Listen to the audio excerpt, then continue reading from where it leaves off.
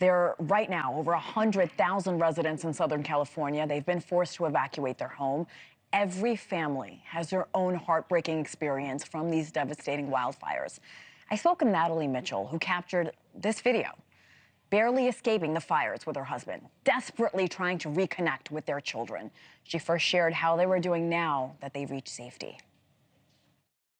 We're doing okay. I mean, we're happy to be together. We're happy to be safe, and that's the most important part. It's really, really hard. I feel like every hour I get a new update on a friend that's lost their home or something, tragic that's happened to the town, especially in the beginning when we didn't know the status, and then we found out that the whole town of Pacific Palisades has burned and there's nothing left, and it's just heart-wrenching. It really is. You said your neighborhood was the epicenter of where the fire started. What do you know about your home now? We know as of last night that it's standing, that the fire is still very close. The winds are still blowing and they are out of water. That is what we know. I'm not able to get anywhere near the area. It's heavily guarded. And now we've heard that they brought in the National Guard, which I feel comforted by that they're trying to protect the neighborhood as much as they can. I don't know. For now, I know that the house is standing. I know there'll be extensive smoke damage. So all we can do is pray. You shared this gripping video of escaping with the fires. It's incredible to watch. Looking back on it now, and I know you mentioned it's so hard to even process. It's only been a few days, a few hours, but can you talk to me about getting your family out, you and your husband, escaping from these fires? You hear stories about people going through fire and tragedy and people losing their lives, and you hear it, but you don't really know how you could process it or even imagine it.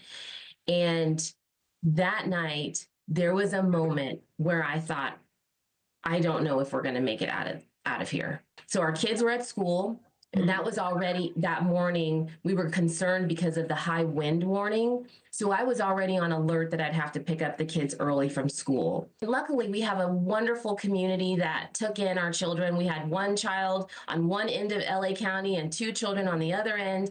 And we had some beautiful people that picked them up and loved on them and brought them to home with them. So we knew that they were going to be okay, but we still wanted to just be together. And then we saw this little spark of fire on the hill, and we could see it on the mountain from our house. And we thought, well, okay, now we can see fire. That makes us scared.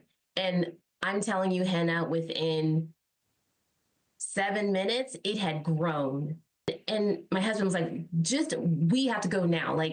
And we could see that it was just growing. And so anyway, we took whatever we could. We jumped in the car. We started going down the hill.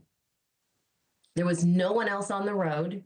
It was pitch black, and the visibility at one point was we couldn't see.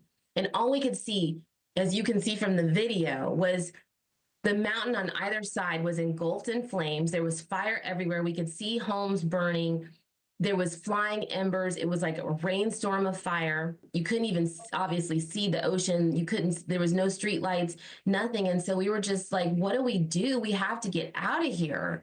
And that's the moment you think about, you're together. If something happens, now your children don't have their parents. We just kept weaving our way through. We had some fire trucks, and then they were kind of in our way. And we thought, what do? We need to get around them. And finally, we ended up making it through by the grace of God, literally. It's a miracle. This is just incredible. As I'm listening to you, your home is still standing. You mentioned the extensive smoke damage. As far as insurance or anything like that, have you heard anything? Any timeline of when you get to go back? No, I feel like we're just in flux right now. I mean, we're just taking it hour by hour, just trying to figure out where do we stay next? Let's, feeding the kids, just basic necessities. Survival. Right? Getting toiletries from Target. I mean, this is just real.